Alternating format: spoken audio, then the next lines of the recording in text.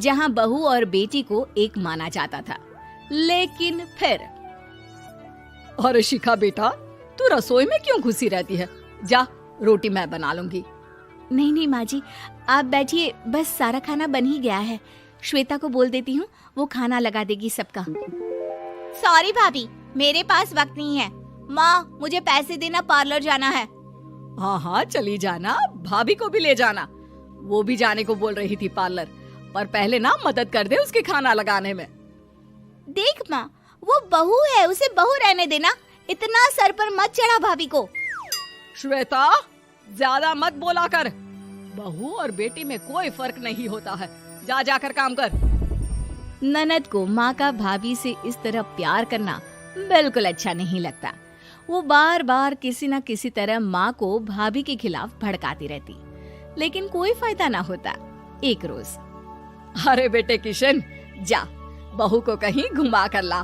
सारा दिन घर में काम करती रहती है। हाँ हाँ माँ, हम लोग जा रहे हैं ना गोवा। अच्छा जी, भाभी ने तो हमें बताया भी नहीं। वैसे तो सारी पंचायत करती है, ये गोवा वाली बात क्यों छुपा गई हमसे? अरे क्योंकि उसे खुद नहीं पता था बहन। मुझे टिकट सस्ती मिल रही थी तो मैंने बुक कर दिया। हाँ शिखा, पैकिंग कर ले, संडे हम जा रहे हैं गोवा। दोपहर में शिखा पैकिंग कर रही थी कि सास आ जाती है। ये क्या बहू, साड़ियाँ? अरे गोवा जा रही है घूमने या फिर शादी में मायके हैं? माँ जी, ऐसा कुछ है ही नहीं, समझ में नहीं आ रहा क्या रखूं कपड़े में। अरे तेरी और श्वेता की साइज तो एक ही है। उसके कुछ मॉडर्न कपड़े ले ले, आकर लौटा देना। हाँ माँ जी, ये ठीक रहेगा। शिखा श्वेता के पास जाती है और उससे कपड़े मांगती है। ना जी ना, मैं अपने कपड़े ना दूं। वैसे भी फैल जाएंगे मेरे कपड़े, बहुत महंगे वाले हैं। शिखा मुंह लटकाकर कमरे में आ जाती है तो सास कहती है, चल तैयार हो जा, तुझे मैं शॉपिंग करा कर लाती हूँ गोवा की। बस फिर क्या था, सास बहू निकल जाते हैं मार्केट और एक से बढ़कर एक ड्रेस खरीद कर घर आते हैं। पहले बता देती कि नए कपड़े दिलाने वाली है भाभी को, तो मैं अपने ही दे देती ना भाभी को, मुझे दिला देती नए कपड़े। देख श्वेता, परिवार का मतलब सबके साथ रहना होता है, ना कि सिर्फ अपना सोचना। वैसे भी तुझे अच्छे संस्कार सीखने चाहिए।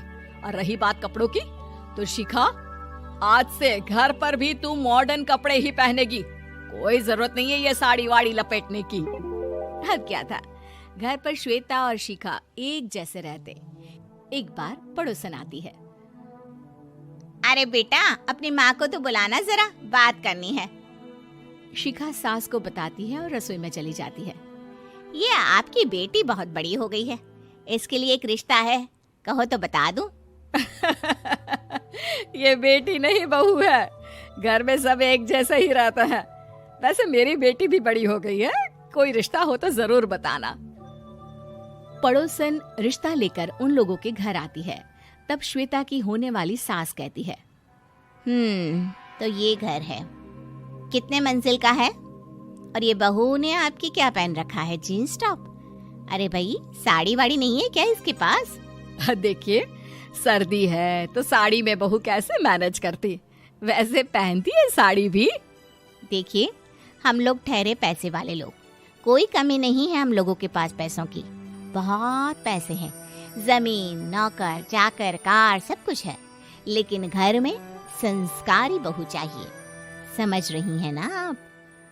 सास कुछ कहती कि श्वेता बोल पड़ती है, हाय रे, नौकर चाकर से लेकर जमीन, कार, पैसा, हाँ हाँ, मुझे रिश्ता मंजूर है, मंजूर है मुझे। अरे रुक जा श्वेता, मैं बात कर रही हूँ ना। देखिए, हम लोगों के घर इतनी आजादी नहीं मिलेगी। अरे हाँ कर देना माँ, हाँ कर दे जल्दी से। सास क्या करती, बेटी की शादी ऐसे घर में कर देती है जहाँ ना उनके विचार मिलते हैं और ना ही आचार। शादी के बाद एक रोज फोन पर, श्वेता बेटा, एक बार घर आ जा, बहुत दिल करता है तुझे देखने का। माँ, वो घर पर बहुत काम होता है, कैसे आऊँ? बड़ा घर है, लेकिन आने जाने वालों की लाइन ही लगी रहती है। बेटा, मैं तो जानती थी उस घर का हाल, लेकिन तू ही नहीं मान रही थी। माँ देख, हर घर का यही हाल है। तेरी बेटी को यहाँ घूंघट हटाने की परमिशन नहीं है और एक तरफ भाभी स्कर्ट पहनकर घूम रही है। बेटा मुझे क्या पता था कि मेरी बेटी को ससुराल के नाम पर पिंजरा मिल जाएगा। अच्छा माँ, फोन रखती हूँ, सास को गर्मा गर्म रोटी खिलानी है।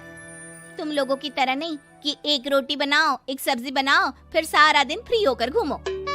सास फोन तो रख देती है, लेकिन सोच में पड़ जाती है कि एक तरफ बेटी जिसे कोई आजादी नहीं, वहीं दूसरी तरफ बहू जिसे देखकर लगता ही नहीं कि उसकी शादी भी हुई है। अगले रोज। शिखा, अरे ओ शिखा। हाँ माँ, क्या हुआ? कुछ चाहिए आपको? मैं जिम जा रही थी। जिम के कपड़ों में बहू को देखकर सास को घूंघट में अपनी बेटी का ख्याल आता है। देख बहू, घर में बहू की तरह रहा कर। इतने टाइट कपड़े पहनकर जिम जाना पसंद नहीं मुझे। जा जाकर रोटी बना। रोटी?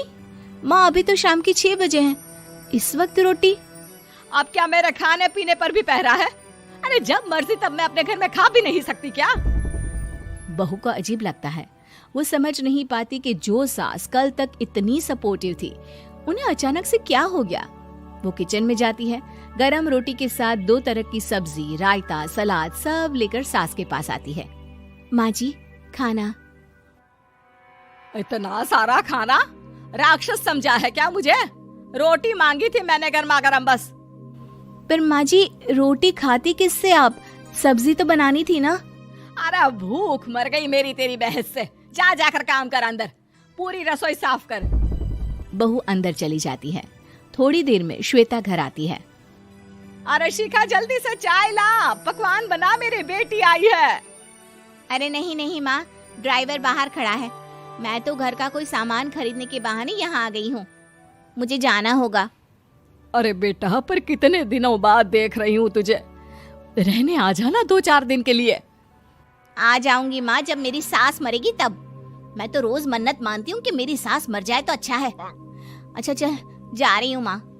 हे भगवान, कैसे कैसे दिन देखने पड़ रहे हैं मेरी बेटी को।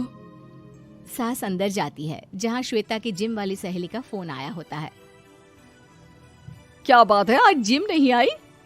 अरे पता नहीं यार, आज माँ को क्या हो गया अचानक। पर खैर कोई नहीं, लगता नहीं कि मैं अब जिम आ पाऊंगी। शिखा स्पीकर पर बात कर रही थी, जिसे सास सुन रही थी।